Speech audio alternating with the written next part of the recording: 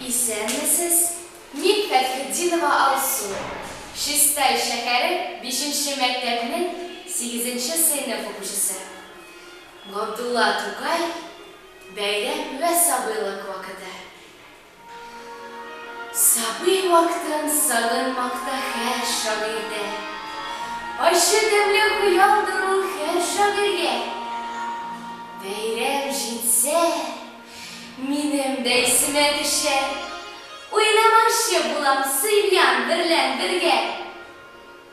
Düşə iskə qərəfə kiş yatqan şagın, uyla, qoyşandan deyip, o artmağandanım. Dedi şiddet, dedi gülme vıştanlarını, baş astıma öyüp, kuyup yatkan şagın. Tam aldığından yanlış yıkılıp gitken şagın. Düşümde de nurlu beyram kütken şagın.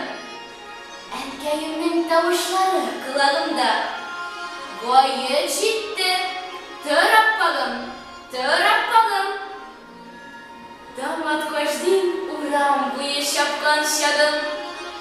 Mehsumene lezzet, huzur tapkan şagım. Kurban idi, türlü demli aş üstüne, Goyu tukup küle küle koytkan şagım. Uylasam ol yaktı günü, Kilep göz yaş. Huzurlasın insan için bu hal, bu yaş. Beyram günde gökten jirgen nurlar hava. Eydersinle şıkkın bugün iki kıyaş. Demire, şiirçi yaşımını sinden süreyim. Deragimni senden sürmey, kimden süreyim? Beyram günlüğüne sabır bulup durayım.